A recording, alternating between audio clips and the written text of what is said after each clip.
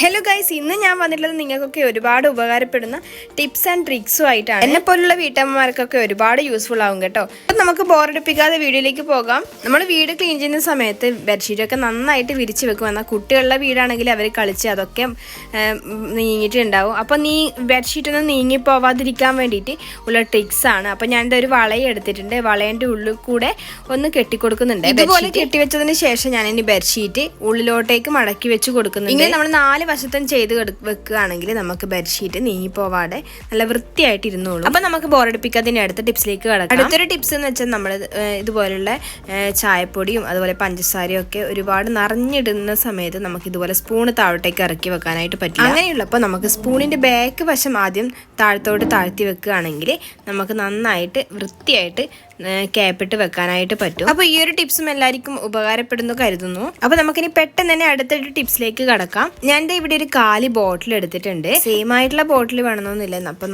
നിങ്ങളുടെ കയ്യിൽ ഏതാണോ ഉള്ളത് നിങ്ങൾക്ക് അത് എടുക്കാം. അതിനുശേഷം ഞാനിതാ ഇതിൻ്റെ 2 സൈഡ് കട്ട് ചെയ്യാനായിട്ടാണ് പോകുന്നത്. അങ്ങനെ ഞാനിതാ ഈ ബോട്ടിലിൻ്റെ 2 വശം ഒന്ന് കട്ട് ചെയ്തെടുക്കുന്നുണ്ട്. കട്ട് ചെയ്യുന്ന സമയത്ത് കൈയൊന്നും മുറിയാതെ ശ്രദ്ധിക്കണേ. നമ്മുടെ അത്യാവശ്യം കമ്മലും കാര്യങ്ങളൊക്കെ നമുക്കിതുപോലെ സ്റ്റോർ ചെയ്ത് വെക്കാനായിട്ട് പറ്റും. ഈ ഒരു ടിപ്സ് നിങ്ങൾക്ക് ഉപകാരപ്പെടുന്നു കരുതുന്നു. അപ്പോൾ നമുക്ക് ബോറടിപ്പിക്കാതെ അടുത്ത ടിപ്സിലേക്ക് കിടക്കാം. ഇതൊരു ടിപ്സ് എന്ന് പറയുന്നത്, എല്ലാവരും ഇപ്പോൾ ചൂടായതുകൊണ്ട് ഫാനിൻ്റെ താഴെ ഇരുന്നിട്ടായിരിക്കും നോട്ട്സും കാര്യങ്ങളൊക്കെ എഴുതുന്നതും വായിക്കുന്നതൊക്കെ അല്ലേ. അപ്പോൾ ആ സമയത്ത് ഇടയ്ക്ക് നമ്മൾ എന്തെങ്കിലും അർജൻറ്റായിട്ട് നോക്കുന്ന സമയത്തായിരിക്കും ഫാനിൻ്റെ കാറ്റിന് നന്നായിട്ട് ഇത് പറന്ന് കളിക്കുന്നുണ്ടാവും അല്ലേ. ആ സമയത്ത് നമുക്ക് ഇതുപോലെ ഒരു ക്ലിപ്പ് ഉപയോഗിച്ച് മറ്റേ സൈഡിൽ ക്ലിപ്പ് ചെയ്ത് വെക്കുകയാണെങ്കിൽ നമുക്ക് സുഖമായിട്ട് ഹോംവർക്കും കാര്യങ്ങളും ചെയ്തെടുക്കാനായാലും വായിച്ചെടുക്കാനായാലും ബുക്ക് വായിക്കുന്നവർക്കൊക്കെ ആയിട്ട് ഈ ഒരു ടിപ്സ് ഉപകാരപ്പെടുന്നു. അടുത്തൊരു ടിപ്സ് എന്ന് വെച്ചാൽ ഞാൻ ഇതൊരു ബൗളിലേക്ക് അല്പം തൈര് എടുത്തിട്ടുണ്ട്. പിന്നീട് ഞാൻ ഇതിലേക്ക് അല്പം മഞ്ഞൾ പൊടിയും അതുപോലെ തന്നെ ഡിഷ് വാഷ് ലിക്വിഡും ആണ് ഒഴിച്ചു കൊടുക്കുന്നത്. അതിനുശേഷം ഇത് ഒരു വിരൽ വെച്ച് നന്നായിട്ട് ഇതൊന്ന് മിക്സ് ചെയ്ത് കൊടുക്കുന്നുണ്ട്.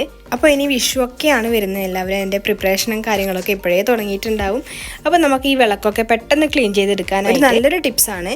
അപ്പോൾ ഞാനിത് വിളക്കിലെ എണ്ണയൊക്കെ നന്നായിട്ടൊരു തുണി വെച്ച് തോർത്തി എടുത്തിട്ടുണ്ട്. അപ്പോൾ നമ്മൾ നേരത്തെ തൈരിൻ്റെ ഒരു പാക്ക് പോലത്തെ ഒരു സംഭവം ഉണ്ടാക്കിയില്ലേ, അത് ഇതിലേക്ക് ഒഴിച്ചു കൊടുക്കുന്നുണ്ട്. അതിനുശേഷം എല്ലായിടത്തും എത്തുന്ന രീതിയിൽ ഒന്ന് ആക്കി കൊടുത്തതിന് ശേഷം ഒരു 10 മിനിറ്റ് വെയിറ്റ് ചെയ്യുക. ഒരു 10 മിനിറ്റിന് ശേഷം നമ്മളൊരു സ്ക്രബ്ബറോ എന്താണെന്ന് വെച്ചാൽ എടുത്തിട്ട് നന്നായിട്ടൊന്ന് ഉരച്ചു കൊടുക്കണം കേട്ടോ. ഞാനിവിടെ എടുത്തിരിക്കുന്നത് ചകിരിയുടെ കുച്ചാണ്.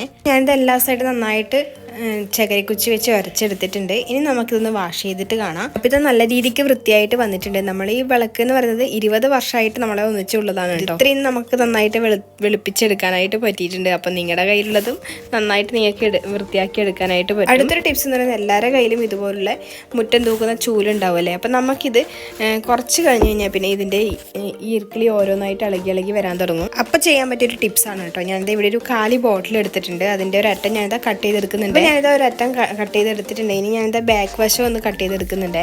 എനിക്ക് ഇതിൻ്റെ ബാക്ക് വശം കട്ട് ചെയ്തെടുക്കാണ്ട് ഒരു ഹോളായിട്ട് വരുന്നുണ്ടോ, അത് മാത്രം കട്ട് ചെയ്തെടുക്കാം. അല്ലെങ്കിൽ മൊത്തമായിട്ട് കട്ട് ചെയ്തിട്ട് ചെയ്യാം. കൂടി കംഫർട്ടായിട്ടുള്ളത് ഈ ഹോള് മാത്രം കട്ട് ചെയ്തെടുക്കുന്നതാണ്. ചെയ്യുകയാണെങ്കിൽ ഈ ഹോളിൻ്റെ ഉള്ളിലോട്ട് ഓരോ ഈർലിയായിട്ട് ഇട്ട് കൊടുക്കുക കേട്ടോ. ഓരോ ഈർലിയല്ല, അതിന് ടൈറ്റായിട്ട് നിൽക്കുന്ന രീതിയിലുള്ള ഈർക്കിളി ഇട്ട് കൊടുക്കുക. അത് ഇതുപോലെ ഒന്ന് ഇട്ട് കൊടുത്തിട്ടുണ്ട്. ഇനി നമുക്ക് ഒന്ന് തീയിൽ കാണിച്ചിട്ട് അതൊന്ന് ചൂടാക്കി എടുക്കണം. ചൂടാക്കി എടുക്കുന്ന സമയത്ത് നമ്മുടെ കയ്യിലൊരു തുണി വെച്ചിട്ട് ഒന്ന് പ്രസ് ചെയ്ത് കൊടുക്കണേ.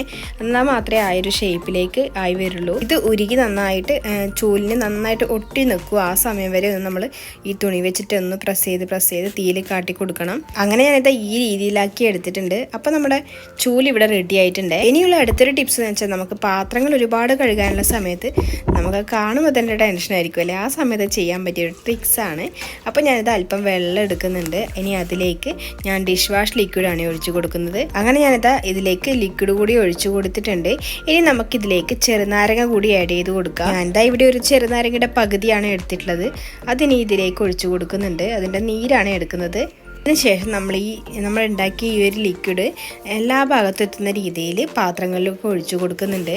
ഇനി നമുക്ക് ഒരു സ്ക്രബ്ബർ ഉപയോഗിച്ച് നന്നായിട്ട് പാത്രങ്ങൾ പെട്ടെന്ന് കഴുകിയെടുക്കാനായിട്ട് പറ്റും. ഈ ഒരു ചെറുനാരങ്ങ ഒഴിച്ചു കൊടുത്തതുകൊണ്ട് തന്നെ പാത്രങ്ങളിലുള്ള ബാഡ് സ്മെല്ലും കളയാൻ നല്ലതാണ്.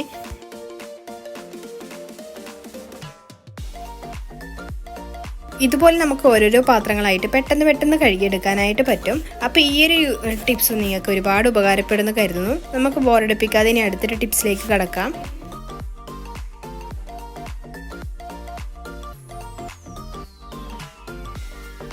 അടുത്തൊരു ടിപ്സ് എന്ന് വെച്ചാൽ റബ്ബർ എടുത്തിട്ടുണ്ട്. ഇനി നമുക്ക് റബ്ബറിൻ്റെ ഒരു സൈഡ് കട്ട് ചെയ്തെടുക്കാം. ഇത് നമുക്ക് അത്യാവശ്യമായിട്ട് പുറത്തൊക്കെ പോകുന്ന സമയത്ത് പെട്ടെന്നായിരിക്കും നമ്മൾ കമ്മലിൻ്റെ ബാഗിലത്തെ വശം കാണാതെ പോകുന്നത്. ആ സമയത്ത് ചെയ്യാൻ പറ്റിയൊരു ടിപ്സാണ്. നമ്മൾ കട്ട് ചെയ്തെടുത്ത റബ്ബർ രണ്ടാമതും ഞാനൊന്ന് 2 കഷ്ണങ്ങളാക്കി എടുക്കുന്നുണ്ട്. പിന്നെ അതും ചെറിയ ചെറിയ പീസുകളാക്കി ഒന്ന് കട്ട് ചെയ്തെടുക്കുന്നുണ്ട്. പിന്നീട് ഞാനിത് എൻ്റെ ഒരു കമ്മൽ ഇവിടെ എടുത്തിട്ടുണ്ട്. അപ്പോൾ ഇത് ചെറിയ പീസുകളാക്കി എടുത്തിട്ടുണ്ട്. ഞാനിവിടെ എൻ്റെ 2 കമ്മൽ എടുത്തിട്ടുണ്ട്. നമുക്കപ്പോൾ അർജൻറ്റായിട്ട് പോകേണ്ട സമയത്ത് കമ്മലിൻ്റെ ബാഗിലത്തെ വശം കാണാതെ പോകുന്ന സമയത്ത് നമുക്ക് ഈ ഒരു ടിപ്സ് ഉപയോഗിക്കാം. അപ്പോൾ ഈ ഒരു ടിപ്സ് നിങ്ങൾക്ക് എല്ലാവർക്കും ഉപകാരപ്പെടുന്ന കരുതുന്നു. നമുക്ക് ബോറടിപ്പിക്കാതെ ഇനി അടുത്തൊരു ടിപ്സിലേക്ക് കടക്കാം. അടുത്തൊരു ടിപ്സ് എന്ന് വെച്ചാൽ റബ്ബർ ഉപയോഗിച്ച് ഞാനിത് സ്വിച്ച് ബോർഡ് നന്നായിട്ട് ക്ലീൻ ചെയ്തെടുക്കുന്നുണ്ട്. നമുക്കിതുപോലെ സ്വിച്ച് ബോർഡിൽ ചെറിയ ചെറിയ അഴുക്കൊക്കെ ഉണ്ടെങ്കിൽ നമ്മുടെ വീട്ടിലുള്ള കുട്ടികളെ റബ്ബറൊക്കെ ഉപയോഗിച്ച് നമുക്ക് പെട്ടെന്ന് ക്ലീൻ ചെയ്തെടുക്കാനായിട്ട് പറ്റും. അപ്പോൾ നമ്മുടെ ഇന്നത്തെ ടിപ്സൊക്കെ നിങ്ങൾക്ക് ഉപകാരപ്പെടുന്നു കരുതുന്നു. അങ്ങനെ ഞാനിത് നമ്മുടെ സ്വിച്ച് ബോർഡ് നന്നായിട്ട് ക്ലീൻ ചെയ്തെടുത്തിട്ടുണ്ട്. അപ്പോൾ നിങ്ങൾക്ക് ആദ്യത്തേതും ഇപ്പോഴത്തേതും തമ്മിലുള്ള വ്യത്യാസം നിങ്ങൾക്ക് കണ്ടാൽ മനസ്സിലാവും. അപ്പോൾ ഇനിയും ഞാൻ നിങ്ങളുടെ മുന്നിലേക്ക് നല്ല നല്ല ടിപ്സുമായിട്ട് വരുന്നത് വരെ tata bye, see you. Video ഇഷ്ടപ്പെട്ട സപ്പോർട്ട് ചെയ്യാനും കമൻറ്റ് ചെയ്യാനും വിട്ടുപോകണ്ടേ.